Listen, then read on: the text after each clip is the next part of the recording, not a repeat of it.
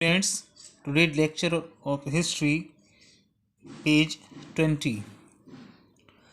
इसके अलावा उन लोगों ने कपड़ों को भी बुनना सीखा और अलग अलग तरह के पदार्थों को यूज किया, जैसे कि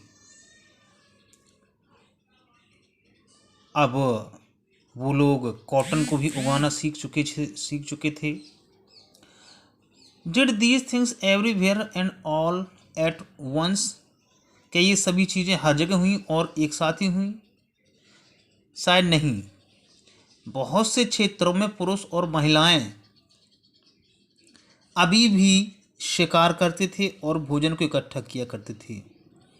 किसी किसी जगह पर लोगों ने खेती करना सीखा था और जानवरों को पालना सीखा था। धीरे धीरे करके, यानी कि कुछ हजार सालों में ये चीज़ें लोगों ने धीरे धीरे सीखी। इसके अलावा कहीं कहीं पर लोग ऐसी चीज़ें भी थी जो दोनों लोग मिलकर के किया करते थे और अलग अलग समय में वे अलग अलग तरह के काम किया करते थे। अगर हम मेहरगढ़ में देखें, जो पेज 31 में जो मैप है उसमें देखें, ये मेहरगढ़ ऐसी जगह पर स्थित है जहाँ की बहुत ज़्यादा उपजाऊ मैदान है, बोलन पास के पास, जो कि ईरान आने जाने के लिए एक महत्वपूर्ण दर्रा था, स्थान था। और मेहरगढ़ शायद उन जगहों में से एक महत्वपूर्ण जगह थी जहाँ पहले बार्ली और वीट जैसी फसलों को उगाया गया, भेड़ों को और बकरियों को भी पाला गया, और ये सबसे पहले इस क्षेत्र में ही हुआ था। और ये दुनिया के कुछ सबसे पुराने जाने पहचाने गांवों में से एक है, जो पहले गांव बसे थे शुरुआती।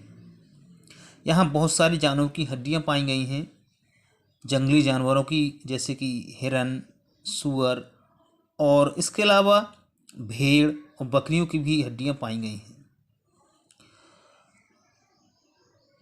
और मेहरगढ़ में जो चीज़ें पाई गई हैं उनमें कुछ रेक्टेंगुलर और स्क्वायर शेप के हाउसेस हैं।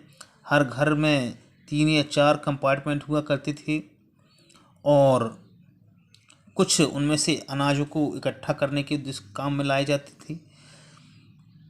जब लोग मर जाते थे, उनके रिश्तेदार और दोस्त उन्हें सम्मान दिया करते थे।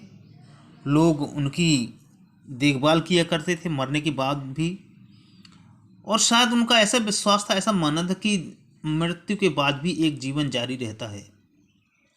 और इस तरह के जो ब्यूरियल प्लेस हैं, उनमें कुछ ब्यूरियल प्लेस मेहरगढ़ में पाए गए हैं। उदाहरण के लिए एक उदाहरण दिया जाए अगर, तो एक जगह पर उस मृत व्यक्ति के साथ कुछ बकरियां और कुछ दूसरी ज़रूरत की चीज़ें पाई गई हैं, क्योंकि लोगों का मानना था कि मृत्यु के बाद भी उनकी ज़रूरत उन्हें पड़ सकती है।